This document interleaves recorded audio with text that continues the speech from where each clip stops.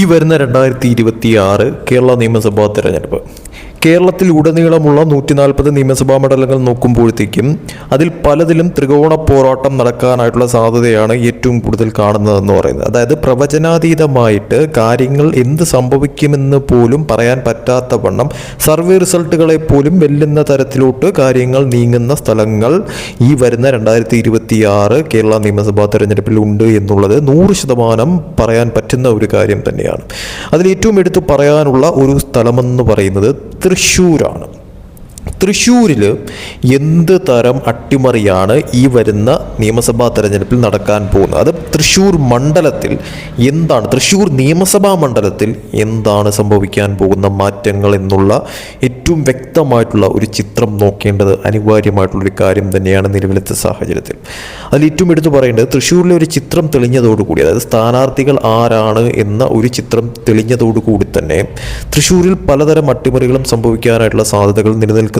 അതോടൊപ്പം തന്നെ ഇപ്പോൾ നിലവിൽ പുറത്ത് വന്നുകൊണ്ടിരിക്കുന്ന കണക്കുകൾ, രാഷ്ട്രീയ നിരീക്ഷണങ്ങൾ, ദേശീയ തലത്തിൽ നിന്ന് തന്നെയുള്ള സർവേ റിസൾട്ടുകളൊക്കെ വെച്ച് നോക്കുമ്പോഴത്തേക്കും തൃശ്ശൂരിൽ വലിയ തോതിലുള്ള അട്ടിമറികൾ നടക്കാനായിട്ടുള്ള സാധ്യതകൾ നിലവിൽ നിലനിൽക്കുന്നു എന്നുള്ളതാണ് കണക്കാക്കപ്പെടുന്ന കാര്യമെന്ന് പറയുന്നത്. അതിൽ ഏറ്റവും എടുത്തു പറയാനുള്ള ഒരു കാര്യമെന്ന് പറയുന്നത് തൃശ്ശൂരിലെ ത്രികോണ പോരാട്ടം തന്നെയാണ്. തൃശ്ശൂരിൽ BJP സംബന്ധിച്ചിടത്തോളവും LDFിനെ സംബന്ധിച്ചിടത്തോളവും അതോടൊപ്പം തന്നെ UDFിനെ സംബന്ധിച്ചിടത്തോളവും ഒരുപോലെ സ്വാധീനം ചെലുത്താൻ സാധിക്കുന്ന ഒരു സ്ഥലമായി മാറിക്കഴിഞ്ഞിരിക്കുകയാണ് നിലവിലത്തെ സിറ്റുവേഷൻ. ആ തൃശ്ശൂരിൽ എന്താണ് സംഭവിക്കാൻ പോകുന്ന മാറ്റം എന്നുള്ളത് തന്നെയാണ് ഏറ്റവും ഇമ്പോർട്ടൻ്റ് ആയിട്ടുള്ള ഒരു കാര്യമെന്ന് പറയുന്നത്. ഇപ്പോൾ CPIയുടെ സ്ഥാനാർത്ഥി ആരാണെന്ന് അറിഞ്ഞു കഴിഞ്ഞു. അതോടൊപ്പം തന്നെ കോൺഗ്രസ് സ്ഥാനാർത്ഥി, അതോടൊപ്പം തന്നെ BJP സ്ഥാനാർത്ഥി. അപ്പോൾ ഇതിൽ എന്ത് മാറ്റമാണ് അവിടെ സംഭവിക്കാൻ പോകുന്നത്, എന്ത് അട്ടിമറിയാണ് അവിടെ സംഭവിക്കാൻ പോകുന്നത് എന്നുള്ള ഏറ്റവും പ്രധാനപ്പെട്ട ചോദ്യങ്ങൾ നിലനിൽക്കുന്നു. അതുകൊണ്ട് തന്നെയും വരുന്ന തെരഞ്ഞെടുപ്പിൽ തീർച്ചയായിട്ടും തൃശ്ശൂരിനെ സംബന്ധിച്ചിടത്തോളം പല വമ്പൻ അട്ടിമറികളും നടക്കാനായിട്ട് സാധ്യതയുണ്ട് എന്ന് തന്നെയാണ് സർവേ റിസൾട്ട് വ്യക്തമാക്കുന്നത്. നമുക്ക് കണക്കുകൾ നോക്കേണ്ടത് വളരെ അനിവാര്യമായിട്ടുള്ളൊരു കാര്യം തന്നെയാണ്. അതിൽ 2011 മുതൽ 2021 വരെ കണക്ക് നോക്കുമ്പോഴത്തേക്കും 2011 അവിടെ INC ആണ് വിജയിച്ചിരുന്നതെങ്കിൽ 2016 മുതൽ 2021 നോക്കുമ്പോഴത്തേക്കും അവിടെ ഇടതുപക്ഷമാണ് ആ സീറ്റ് വിജയിച്ച് കയറിയിരിക്കുന്നത്. അവിടെ കോൺഗ്രസിൻ്റെ കയ്യിൽ നിന്നും ഇടതുപക്ഷം ആ സീറ്റ് അട്ടിമറിക്കപ്പെടുകയാണ്.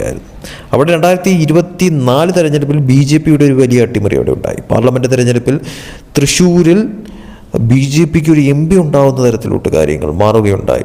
അവിടെ തൃശ്ശൂർ മണ്ഡലത്തിൽ പോലും BJP ഒന്നാം സ്ഥാനത്ത് എത്തുന്ന തരത്തിലോട്ട് കാര്യങ്ങൾ മാറി. അപ്പോൾ തീർച്ചയായിട്ടും BJPയെ സംബന്ധിച്ചിടത്തോളം വളരെ വലിയ തോതിൽ സ്വാധീനം ചെലുത്താൻ സാധിക്കുന്ന, അല്ലെങ്കിൽ ഒന്നാം സ്ഥാനത്ത് എത്താൻ കഴിയുന്ന ഒരു മണ്ഡലമായിട്ട് തൃശ്ശൂർ നിയമസഭാ മണ്ഡലം മാറി എന്നുള്ളതാണ് വാസ്തവം എന്ന് പറയുന്നത്. അവിടെ 2026 BJP സ്ഥാനാർത്ഥിയായിട്ട് നിൽക്കുന്നത് പത്മജ വേണുഗോപാലാണ്. കഴിഞ്ഞ തിരഞ്ഞെടുപ്പിൽ കോൺഗ്രസ് സ്ഥാനാർത്ഥിയായിട്ട് നിന്ന പത്മജ വേണുഗോപാലാണ് ഇത്തവണ BJP സ്ഥാനാർത്ഥിയായിട്ട് തൃശ്ശൂരിൽ നിൽക്കുന്നതെന്ന് പറയുന്നത്. അതുകൊണ്ട് തന്നെയും പലതരത്തിലുമുള്ള അട്ടിമറികൾ സംഭവിക്കാനുള്ള സാധ്യത നിലനിൽക്കുന്നുണ്ട്. അതോടൊപ്പം തന്നെ വോട്ട് ഏത് തരത്തിൽ മറിയുമെന്നുള്ളതും കാത്തിരുന്ന് കാണേണ്ടത് അനിവാര്യം തന്നെയാണ്. സർവേ റിസൾട്ട് പ്രകാരം നോക്കുമ്പോഴത്തേക്കും അവിടെ ഒരു ടൈറ്റ് ഫൈറ്റാണ് പറഞ്ഞിരിക്കുന്നതെന്ന് പറയുന്നത്. അതായത് പ്രവചനാതീതമായിട്ട് കാര്യങ്ങൾ മാറുമെന്നും ത്രികോണ പോരാട്ടമായിരിക്കും അവിടെ നടക്കാൻ പോകുന്നതെന്നും വലിയ തോതിലുള്ള ഭൂരിപക്ഷം ആര് വിജയിച്ചാലും കിട്ടാൻ പോകുന്നില്ല എന്നുള്ളതും വ്യക്തമായി ഈ സർവേ റിസൾട്ട് പറയുന്നുണ്ട്. അതോടൊപ്പം തന്നെ എടുത്തു പറയാനുള്ള ഒരു കാര്യം എന്ന് പറയുന്നത് നേരിയ തോതിലുള്ള ഒരു മുൻതൂക്കം നിലവിലത്തെ സാഹചര്യത്തിൽ അവിടെ കൊടുത്തിരിക്കുന്നത് BJPക്കാണ് എന്നുള്ളത് എടുത്തു പറയേണ്ടത് അനിവാര്യം തന്നെയാണ്. അതായത് നിലവിലത്തെ സാഹചര്യത്തിൽ നേരിയ തോതിലുള്ള ഒരു മുൻതൂക്കം അവിടെ BJPക്ക് കൊടുത്തിരിക്കുന്നു. 2ാം സ്ഥാനം നിലവിലത്തെ സാഹചര്യത്തിൽ കൊടുത്തിരിക്കുന്നത് അവിടെ കോൺഗ്രസിനാണ്. 3ാം സ്ഥാനം അവിടെ നിലവിലത്തെ സാഹചര്യത്തിൽ കൊടുത്തിരിക്കുന്നത് കമ്മ്യൂണിസ്റ്റ് പാർട്ടിക്കാണ് എന്നുള്ളതാണ് ഹൈലൈറ്റ് ആയിട്ട് പറയേണ്ട ഒരു കാര്യമെന്ന് പറയുന്നത്. അതായത് വലിയൊരു അട്ടിമറി നടക്കാനായിട്ട് സാധ്യതകൾ നിലനിൽക്കുന്നു എന്നുള്ളത് വ്യക്തമായി പറയാൻ പറ്റുന്ന ഒരു തെരഞ്ഞെടുപ്പ്. വിജയ ശതമാനം, അതായത് നിലവിലത്തെ സാഹചര്യത്തിൽ ഒരു വിജയ ശതമാനം, ഒരു വിജയ സാധ്യത കണക്ക് നോക്കുമ്പോഴത്തേക്കും ഏകദേശം 35% BJPക്ക് വിജയ സാധ്യത കാണുന്നു എന്ന് ഈ സർവേ വ്യക്തമാക്കുന്നു.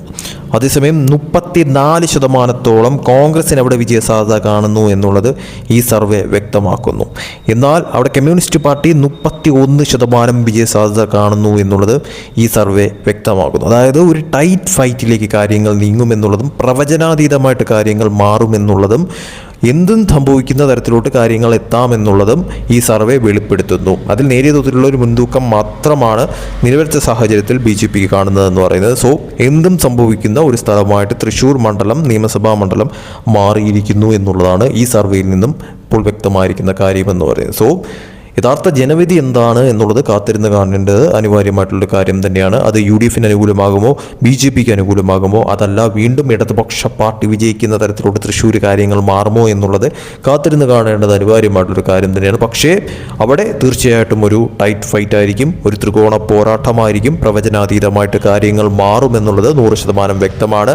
വോട്ടുകൾ പ്രതീക്ഷിക്കാത്ത തരത്തിൽ മാറി മറിയാനായിട്ട് ഏറ്റവും കൂടുതൽ സാധ്യതയുള്ള ഒരു സ്ഥലം തന്നെയാണ് തൃശ്ശൂർ എന്ന കാര്യത്തിലും ഒരു സംശയവുമില്ലാതെ പറയാൻ സാധിക്കുന്ന ഒരു കാര്യം തന്നെയാണ്. സോ എന്തട്ടിമറിയും ഏറ്റവും കൂടുതൽ പ്രതീക്ഷിക്കാവുന്ന ഒരു സ്ഥലം തന്നെയാണ് തൃശ്ശൂർ നിയമസഭാ മണ്ഡലം എന്നുള്ളത് ഈ സർവേ റിസൾട്ടിൽ നിന്നും വളരെ വ്യക്തമായി മനസ്സിലാക്കാൻ പറ്റുന്ന ഒരു കാര്യം തന്നെയാണ്. സോ തൃശ്ശൂർ പോലുള്ള ഒരു സ്ഥലത്ത് എന്താണ് വരുന്ന തിരഞ്ഞെടുപ്പിൽ സംഭവിക്കാൻ പോകുന്നത് എന്നുള്ളത് തീർച്ചയായിട്ടും കാത്തിരുന്ന് കാണേണ്ടത് വളരെയധികം അനിവാര്യമായിട്ടുള്ള കാര്യം തന്നെയാണ്.